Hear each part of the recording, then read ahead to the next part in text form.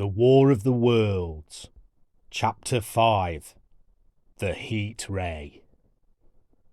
After the glimpse I had had of the Martians emerging from the cylinder in which they had come to the Earth from their planet, a kind of fascination paralysed my actions. I remained standing knee-deep in the heather, staring at the mound that hid them. I was a battleground of fear and curiosity.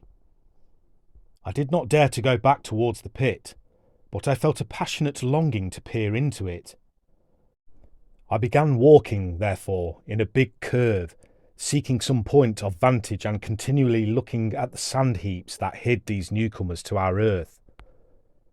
Once a leash of thin black whips, like the arms of an octopus, flashed across the sunset and was immediately withdrawn, and afterwards a thin rod rose up, joint by joint, bearing at its apex a circular disc that spun with a wobbling motion. What could be going on there? Most of the spectators had gathered in one or two groups, one a little crowd towards Woking, the other a knot of people in the direction of Chobham. Evidently they shared my mental conflict. There were few near me. One man I approached. He was, I perceived, a neighbour of mine, though I did not know his name, and accosted. But it was scarcely a time for articulate conversation. "What ugly brutes," he said. "Good God, what ugly brutes!" He repeated this over and over again. "Did you see a man in the pit?" I said, but he made no answer to that. We became silent, and stood watching for a time side by side, deriving, I fancy, a certain comfort in one another's company. Then I shifted my position to a little knoll that gave me the advantage of a yard or more of elevation, and when I looked for him, presently he was walking towards Woking. The sunset faded to twilight before anything further happened. The crowd far away on the left towards Woking seemed to grow, and I heard now a faint murmur from it.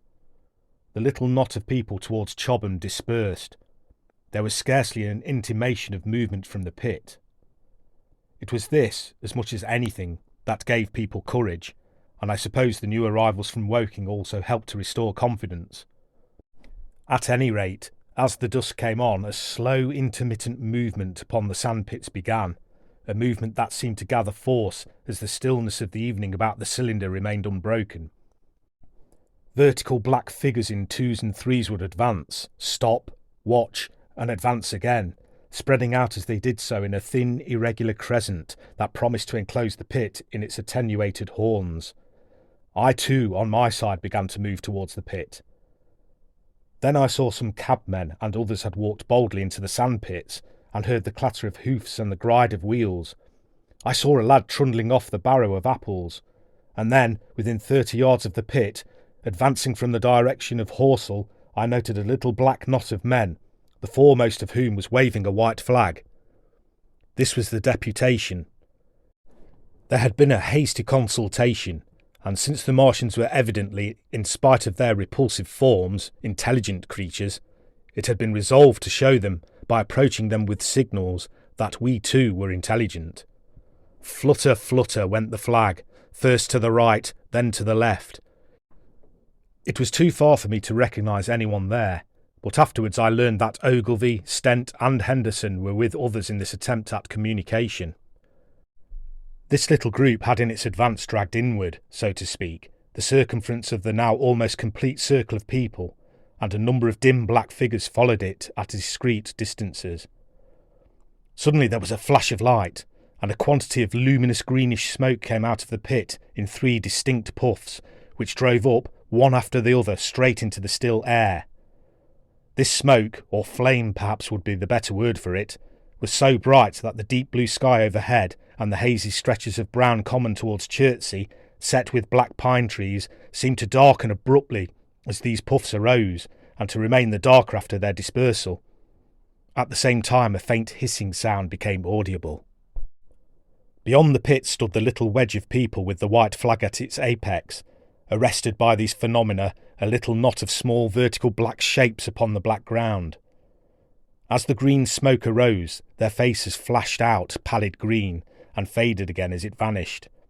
Then slowly the hissing sound passed into a humming, into a long, loud, droning noise. Slowly a humped shape rose out of the pit, and the ghost of a beam of light seemed to flicker out from it.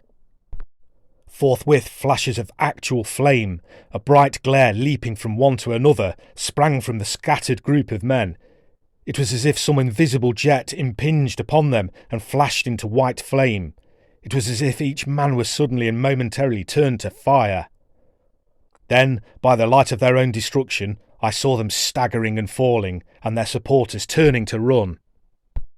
I stood staring, not as yet realising that this was death leaping from man to man in that little distant crowd.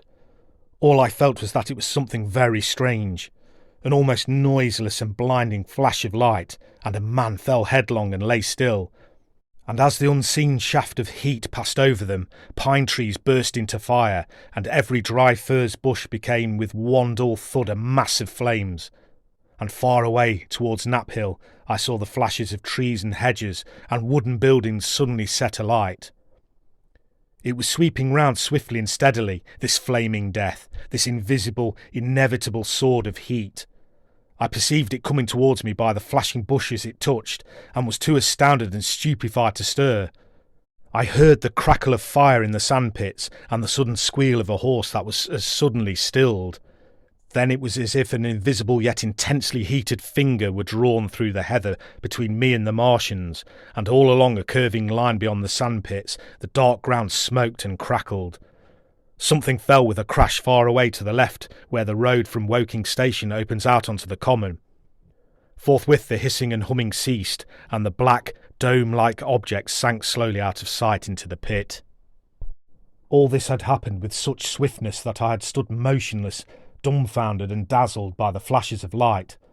Had that death swept through a full circle, it must inevitably have slain me in my surprise.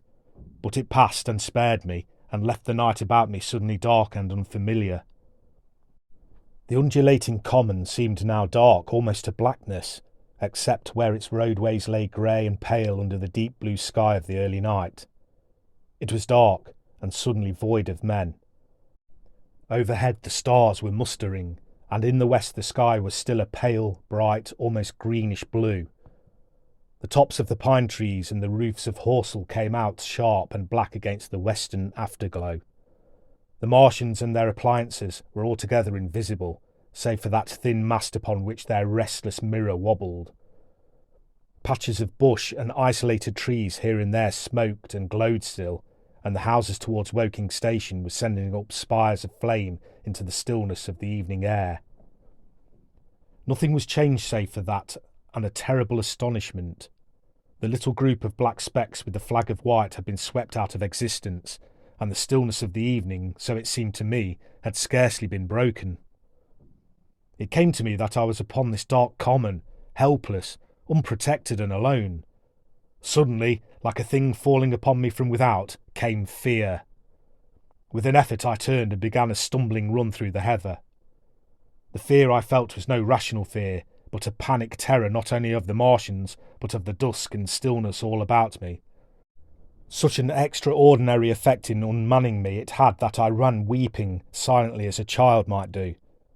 Once I had turned, I did not dare to look back.